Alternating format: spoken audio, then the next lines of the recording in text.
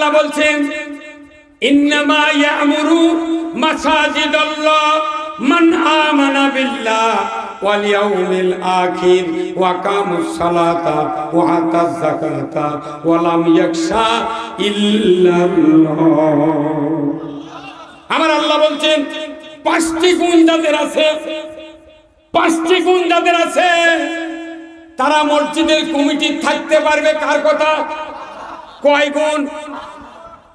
আরে বা মসজিদের কমিটি রাজনৈতিক দলের নেতারা জায়গা পায়। কথা কয় না রে, কথা কয় না। কয় আমি অমুক দলের ওয়ার্ড সভাপতি, আমাকে মসজিদের কমিটি বানার লাগবে। তুমি কি প্রাইমারি পাসো? এটা কথা কয় না রে। কি ভাই ওই দলের নেতা কিন্তু ওকে বলে মসজিদের কমিটি বান। আরে তুই বদলা লড়ার যোগ্যতা নেই।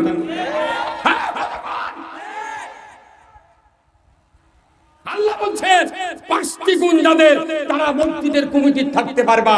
এক নাম্বার আল্লাহর উপর ঈমান, আখিরাতের প্রতি ঈমান, যারা নামাজ কায়েম করে, যাকাত আদায় করে, আর আল্লাহ ছাড়া কাউকে পরোয়া করে না, ভয় করে না। আল্লাহু আকবার। যদি কোনো মসজিদে কমিটি না থাকে, কোন প্রাইমারি হাই স্কুলে যদি কমিটি না থাকে, অ্যাডহক কমিটি তৈরি করে। কি ভাই, তাই না? এদের স্যারও জানে কি sir? Ad hoc committee, ad hoc committee মানে অস্থায়ী কমিটি। এই অস্থায়ী কমিটির পদাধিকার বলে সভাপতির দায়িত্ব টিউন সাহেব পালন করে। কি ভাই? সরকারি লোক। তাহলে যদি, আর আল্লাহ বলছেন, রসুল বলছেন যে ওই মসজিদের যিনি খতিব হবেন তাকে ওই কমিটির সভাপতি থাকতে হবে।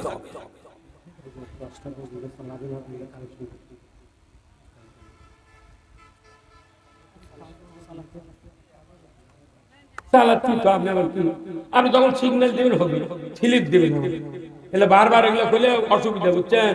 মনে করি এগুলো কথা ভালো লাগছে না আপনার।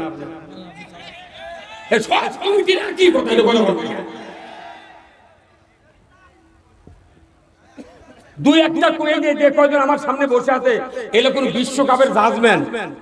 আপনারা তকবীর দিচ্ছেন, স্লোগান দিচ্ছেন, ঠিক এনারা চাপা মেরে বসে আছে। সভাপতি সাহেবকে চিৎকার করে বলতে হবে, এতে যারা আল্লাহর আইন চাওয়া দরকার তারা চায় না গরিব মানুষ আমাকে রোগ দিয়ে জেলত তুলিচ্ছে, আর ওনারের বল পার্সনেরা মৌজ করছে ওই আপেল আর আঙ্গুর খায়। যার যেরকম হর্স পাওয়ার তার সেরকম কাজ করতে হবে। আপনার হর্স পাওয়ার বিকো ইঞ্জিন 25 হর্সের, আর আপনি বলছেন আমি সিয়েন্টন 6 হর্সের কাজ কর্ম, বাটাম ফাটাবি কিয়ামতের ময়দানে। হর্স পাওয়ার গোপন করা যাবে না। আপনি বিশাল মাদ্রাসার মুহতামিম, বিশাল মাদ্রাসার শিক্ষক, আপনি বিশাল কলেজের প্রিন্সিপাল, আপনার মধ্যে দায়িত্ব আছে, ওই রিকশাওয়ালার দায়িত্ব না। রিকশাওয়ালা সাতপাতাত মিছিল করে আর প্রিন্সিপাল তল্ল ধরে সপ্তপদী মার্কেট তেল টুক করে দেখে। কিয়ামতের দিন খালি খুঁজবি। এই খোঁচার আয়াত কোরআন শরীফে আছে, সময় নাই, কারণ কর্তৃপক্ষ হয়তো তাড়াহুড়া করতেছে, এগুলা বাদ দিয়ে তাড়াতাড়ি টাকা দাও। এই কথা কর না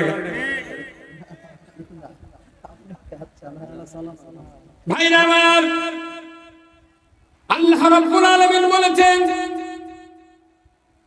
আল্লাহকে ছাড়া কাউকে ভয় করে না। আমার মসজিদের ইমামগুলি এই বক্তব্য যদি মসজিদে নিয়োগ হওয়ার প্রথম তারিখে যদি দিতে পারতেন, বাংলাদেশ 92% মুসলমানের দেশে, ইমানদারের দেশে, বাইতুল মুকাররমের ইমামের পলায়া দেওয়া লাগতো না। বহু দিন হচ্ছে, আমার বয়স 66 বছর, ইমাম বলে যায় জীবনী শুনি। আল্লাহ রে আল্লাহ, ইকি ডাকাতি কামড়ে ইমাম বলাবো কে রে? তার মানে ওই এমন তেল মারিছে আর এই পৃথিবীর থাকারই কথা নাই। হায় সর্বনাশ, বাইতুল মুকাররমের ইমাম বলে গেল রে। আমরা কত নিচে নেমে যাচ্ছি। আজকে আপনাদেরকে বলা হয় আল কোরআনের আলো, তখন জনগণ বলে ঘরে ঘরে জালো। কথা কোন না কেন? কিন্তু আল কোরআনের আলো, মদিনার সংসদের আলো, বদরের যুদ্ধে 313 জন সাহাবীরা যখন যুদ্ধের ময়দানে নেমেছিলেন, রোজাকে তরক করে রোজা ছেড়ে দিয়ে 313 জন সাহাবী বদরের প্রান্তরে যুদ্ধে নামলেন। 1000 কাফেরের সামনে তারা স্লোগান দিয়েছিলেন, আল কোরআনের আলো, মদিনার সংসদের আলো। এই কোরআন দিয়া রসুল 10টি বছর পৃথিবী শাসন করেছেন কোরআন দিয়া। অথচ আজকে কে আপনাকে আমাকে এই শক্তি দিল? কোরআন বাদ দিয়া, বাবার আইন দিয়া, স্বামীর আইন দিয়া, কে চাচার আইন দিয়া এই দেশ শাসন করতে হবে? কোথায় লেখা আছে? কোথায় লেখা আছে? 10টি বছর আল্লাহ নবী শাসন করছেন। বাংলাদেশের মতো কমপক্ষে 27টা রাষ্ট্র পরিধি হবে, এত বড় রাষ্ট্রের আমির ছিলেন, প্রেসিডেন্ট ছিলেন স্বয়ং আল্লাহর রাসূল। আল্লাহু আকবার। আমরা ভুলে গিয়েছি ইতিহাস। আজ থেকে 6500 বছর আগে ইব্রাহিম আলাইহিস সালাম কুরবানি করেছিলেন তার নিজের সন্তানকে। একটি কুরবানি করবেই, চক্ষু বাঁধে তরবারি চালাচ্ছেন, চালাতে চালাতে হয়রান হয়ে গেছে, তরবারি কাটে না। কি ব্যাপার? গলা কাটলে তো ফোঁস করে সাউন্ড হয়, কিছু হয় না।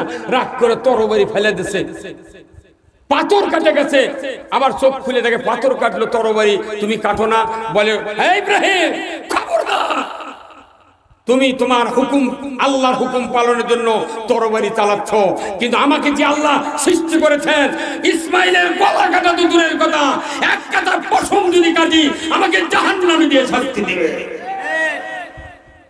6500 বছর আগে গলায় কাটিছে। শেষ পর্যন্ত দুম্বা নিয়ে জিবরাইল ইসমাইলকে কলক করে দাঁড়িয়ে থাকলেন, আর দুম্বা জব হয়ে গেল। বলুন তো, ওই সময় দুম্বার গলায় গলা কাটিছে না উপরে কাটিছে? কোথায়? তাহলে ওই সময় কুরবানি করতে গলায় কাটার সিস্টেম কে চালু করেছেন?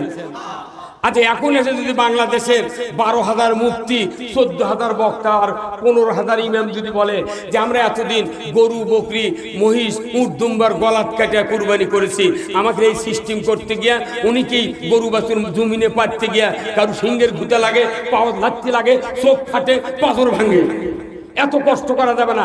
গরু এইভাবে ধরে থাকবে, গামছা দিয়ে চোখ বান্ধা বিসমিল্লাহ কয় ভারত কোর্ট মারবে, কাল্লা পরে দেবি, গোস্ত খাবে। আচ্ছা, এই ফতুয়া যদি এই দেশের এতগুলো ইমাম মুফতি এরা ফতুয়া দেয়, তাহলে এই ফতুয়া কেউ মানবি? হ্যাঁ, দুর্গান মানবে? হ্যাঁ। আর ওইভাবে গলা কাটা নয়, এই উপরে কাটে যদি একটা ফকিন্নির যদি 20 কেজি গোস্ত আর 3000 টাকা দিয়ে বলা হয়, মা তুই 3000 টাকা তেল মশলা কিনা গোস্তটা ফাইন করে পাক করে খা, মা খাবি? কে?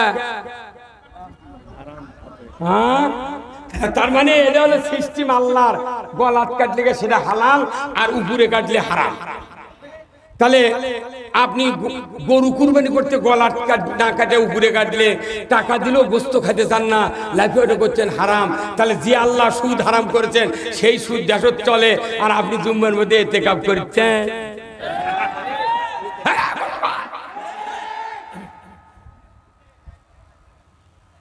যারা সুদের অর্থনীতি মানে, সুদ চাই, সুদ খায়, সুদের অর্থনীতি মেনে নেয়, তাদের ঈমান থাকে না।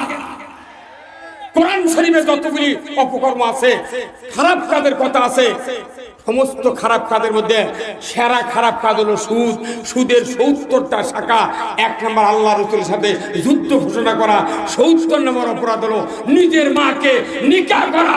নাউযুবিল্লাহ। এই দেশে সুদ চলে কি চলে না?